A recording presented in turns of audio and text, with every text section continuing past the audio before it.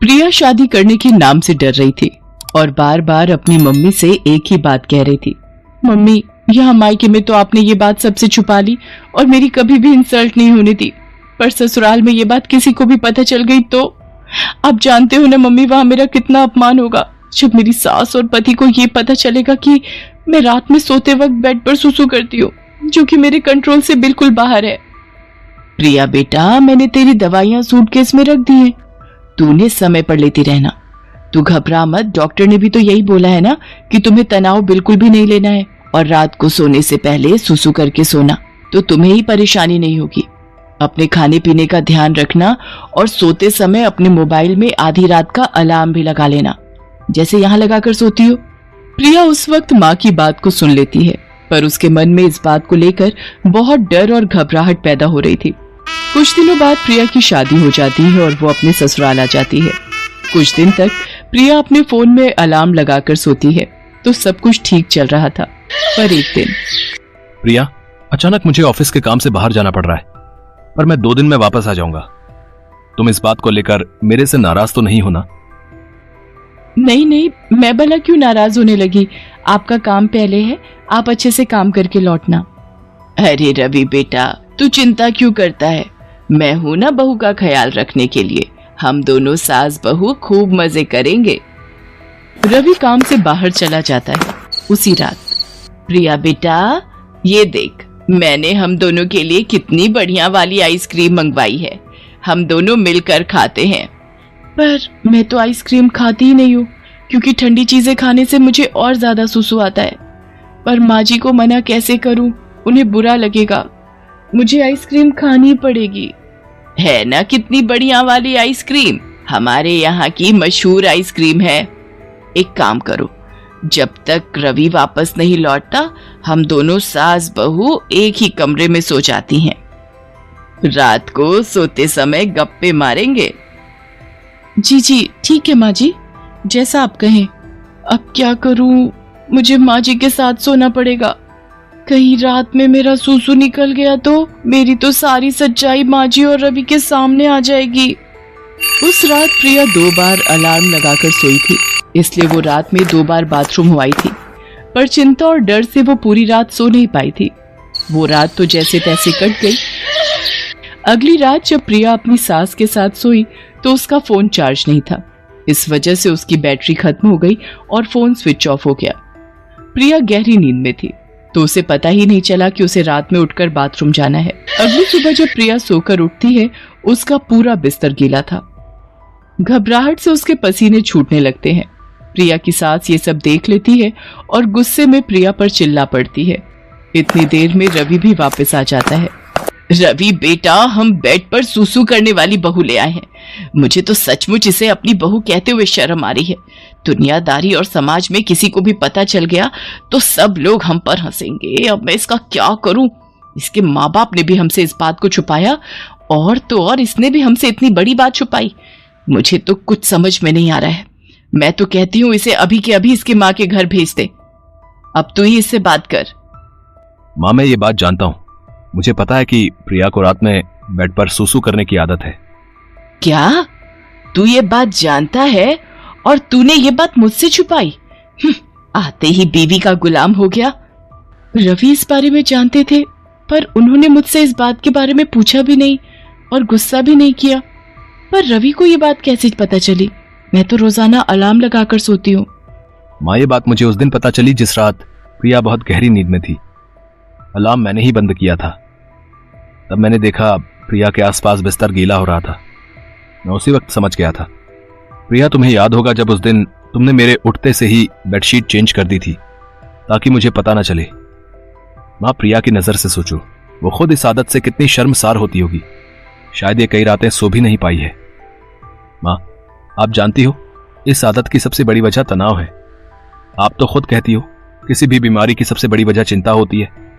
और माँ, हम कितनी बीमारियों का शिकार होते हैं, पर उन्हें ठीक करने के लिए इलाज के साथ साथ हमें अपनों के सहयोग की भी तो जरूरत होती है, तभी तो हम बीमारी से लड़कर ठीक हो पाते हैं। माँ, इस वक्त प्रिया जिस जगह खड़ी है शायद हम दोनों उसका अंदाजा भी नहीं लगा सकते। इस वक्त प्रिया को हम दोनों के सहयोग की बहुत जरूरत है। अच्छा माँ, एक बात बताओ, अगर यही आदत मुझ में होती तो फिर तुम क्या करती? मेरे ठीक होने में मेरी मदद करती या फिर मुझ पर गुस्सा करके मुझे घर से निकाल देती? माँ, अगर आप प्रिया को इस घर में नहीं रख सकती तो मैं प्रिया को लेकर कहीं और चला जाऊंगा। रवि की बातों को सुनकर प्रिया की आंखों में आंसू भर आते हैं और वो रो पड़ती है। सचमुच रवि एक अच्छा पति होने के साथ साथ एक अच्छा इंसान भी था। मुझे माफ कर दे बेटा, तू ये घर छोड़कर चला जाएगा तो मैं किसके सहारे रहूंगी? मुझसे बहुत बड़ी गलती हो गई प्रिया बहू, मुझे माफ कर दो। मुझे तुम्हें समझना चाहिए था, ना कि तुम्हारी कमी को ढूंढना चाहिए था। एक माँ होकर भी मैं तुम्हारी परेशानी को समझ नहीं पाई। नहीं माँ जी, आप मेरी माँ हो और माँ कभी अपने बच्चों से माफी नहीं मांगती। मैं सचमुच कितनी भाग्यशाली हूँ जो मुझे पति के रूप में रवि और माँ के रूप में आप मिले। प्रिया अपनी सास के गले लग जाती है। ये देखकर रवि भी बहुत खुश होता है। प्रिया अब रात में तरल पदार्थ ज्यादा नहीं लेती थी और समय पर सोती थी। प्रिया रात में कभी अलार्म से ना उठ पाए तो रवि उसे उठा देता था ताकि प्रिया को रात में कोई परेशानी ना हो। प्रिया की सास और रवि प्रिया को खुश रखते थे।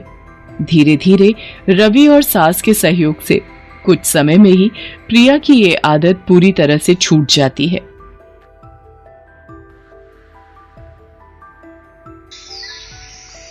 सुबह सुबह पुलिस थाने में फोन की घंटी बजी और इंस्पेक्टर कृष्णा ने फोन उठाया। जी बताइए। ठीक है, मैं पहुंच रहा हूं। आगे से हटिए, सब लोग भीड़ को साइड में करो। इस लेडी को एम्बुलेंस में ले चलो। कुछ नाम वगैरह पता चला कि कौन है, कहां से आई है? नहीं सर, बस हमें फोन आया कि यहां पर एक औरत बेहोश पड़ी है, तो मैंने यहां पहुंचकर आपको खबर दी। औरत को अस्पताल पहुंचाया जाता है। अगले दिन सुबह उसे होश आता है। मुझे लगता है आप अब ठीक हैं। आपका नाम क्या है? अपने बारे में बताइए। और लोगों के कहे मुताबिक आपने खुद को गाड़ी के नीचे आकर मारना चाहा, क्या यह सच है? आप जानती हैं, अगर आपको कुछ हो जाता तो आपका आने वाला बच्चा भी इस दुनिया में नहीं आ पाता। हाँ, मैंने खुद को मारना चाहा, तो और मैं क्या करती? मेरे पास कोई और चारा भी तो नहीं था। मुझे अपने ससुराल से इस हालत में भागना पड़ा। मेरा नाम कोमल है। आज से 2 साल पहले राजरानी नाम की एक औरत अपने बेटे रमेश का रिश्ता लेकर मेरे बापू के पास आई। देखिए राम प्रकाश जी, मैं जानती हूँ आपके हालात बहुत ही खराब हैं।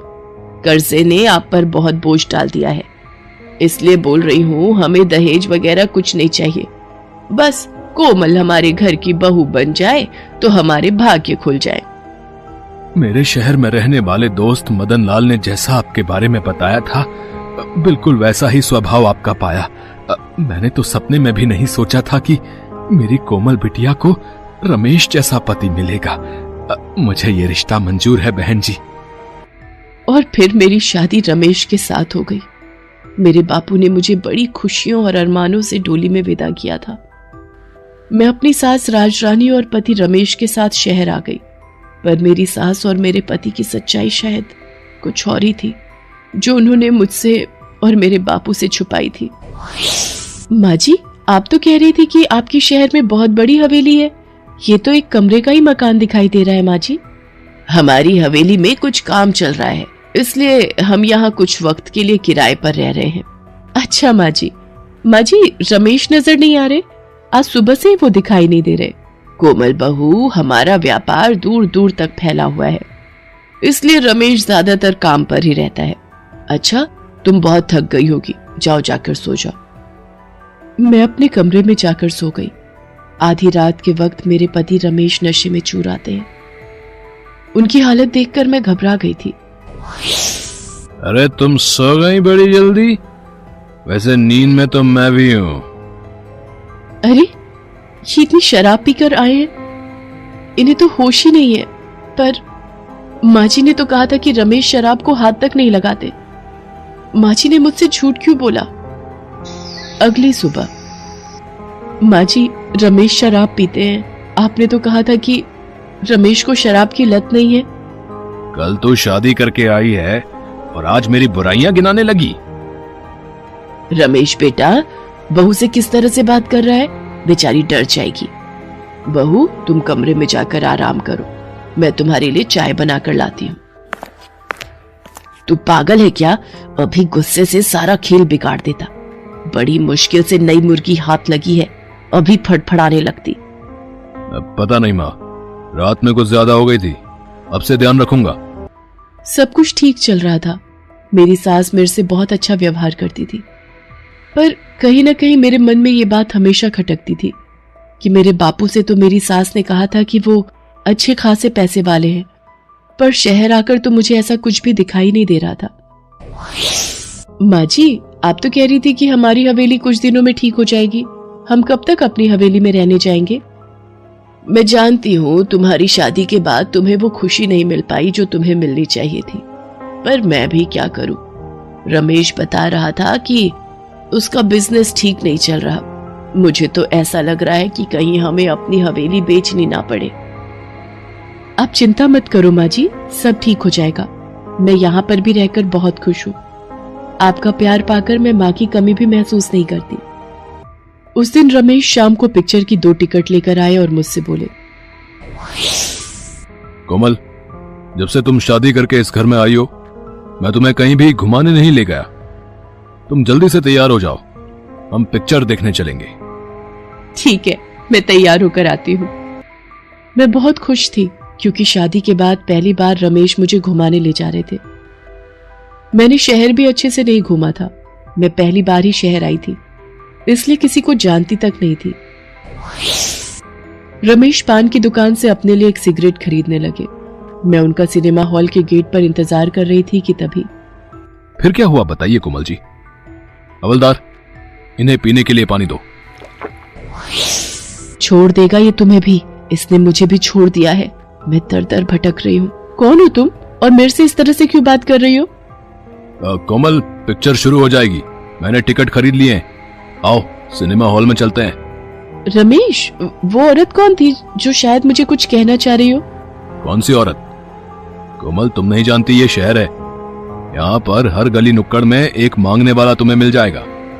धीरे धीरे वक्त बीता और मैं गर्भवती हो गई। ये सुनकर मेरी सास राजरानी बहुत खुश थी। कोमल बहू, आज मैं बहुत खुश हूँ। अब मैं एक प्यारे से बच्चे की दादी बन जाऊंगी। रमेश, तूने सुना? कोमल बहू हमें कितनी बड़ी खुशखबरी देने जा रही है। अब से तुम बिल्कुल भी काम नहीं करोगी, सिर्फ अपना और अपने आने वाले बच्चे का ध्यान रखोगी। अब तो मेरी सास राजरानी मेरे ऊपर और भी ज्यादा प्यार रखने लगी थी। ये देखकर मैं बहुत खुश थी। एक सुबह मैंने माँ जी से मंदिर जाने के लिए पूछा। माँ जी, मैं बहुत दिनों से कहीं बाहर नहीं निकली, मैं मंदिर जाना चाहती हूँ। अगर आप आज्ञा दे तो मैं थोड़ी देर के लिए मंदिर हो आऊं? हाँ हाँ, जरूर जाओ, पर ध्यान से जाना और जल्दी लौट आना। ठीक है माँ जी, मैं जल्दी लौट आऊंगी। मैं मंदिर के लिए पैदल ही सड़क पर जा रही थी। तभी मुझे वो औरत दोबारा दिखाई दी जो मुझे पिछले दिनों सिनेमा हॉल के बाहर दिखाई दी थी। बस मेरी बात को एक बार ध्यान से सुन लो, फिर मैं यहाँ से चली जाऊंगी। कौन हो तुम जो बार बार मेरा पीछा कर रही हो? मैं तो तुम्हें जानती तक नहीं। पर मैं तुम्हें अच्छी तरह से जानती हूँ। तुम रमेश की पत्नी कोमल हो, पर शायद तुम ये नहीं जानती मैं रमेश की पहली पत्नी सुषमा हूँ। पहली पत्नी सुषमा? ये कैसे हो सकता है? रमेश की पत्नी मैं हूँ। मेरे से पहले उनकी शादी किसी के साथ नहीं हुई। तुम झूठ बोल रही हो। अगर मैं झूठ बोल रही हूँ तो ये देखो, मेरे साथ इस फोटो में कौन है। ये कैसे हो सकता है? रमेश ने मेरे से पहले तुमसे शादी की, और अगर वो शादीशुदा थे फिर उन्होंने मेरे से शादी क्यों की? बच्चे के लिए। वो दोनों माँ बेटे गर्भवती बहू का सौदा करते हैं। तुम्हारे से पहले रमेश ने मेरे साथ भी शादी की थी, और मैं जब गर्भवती हुई तो 9 महीने बाद मेरा बेटा पैदा हुआ। पर वो माँ बेटे मेरे बच्चे को गर्भ में ही बेच चुके थे। उन्होंने मुझे नींद का इंजेक्शन दिया और मेरे बच्चे को ना जाने किन हाथों में लाखों रुपए में बेच दिया। मैं कुछ नहीं कर सकती थी क्योंकि मैं एक गांव की सीधी सादी अनपढ़ लड़की थी, और मैं करती भी क्या? मेरे गरीब माँ बाप तो ये सब सुनकर ही मर जाते। इसलिए मैं उनके पास नहीं गई और यही शहर में दुख के दिन काट रही हूँ। मुझे राजरानी और रमेश ने धोखा दिया है। मेरे बच्चे को धोखे से लाखों रुपए में उन्होंने अनजान हाथों में बेच दिया। अब मैं क्या करूं? मुझे कुछ समझ नहीं आ रहा तुम्हारी बातों पर यकीन करूं या नहीं। बस तुम इतना याद रखना, जब राजरानी और रमेश तुम्हें अस्पताल ले जाने लगे तो वहां पर तुम किसी तरह से नींद का इंजेक्शन लगने से अपने आप को रोक लेना। मुझे अच्छी तरह पता है कि वो तुम्हें नींद का इंजेक्शन देने की पूरी कोशिश करेंगे। अब तक तो वो तुम्हारा गर्व बेच भी चुके होंगे।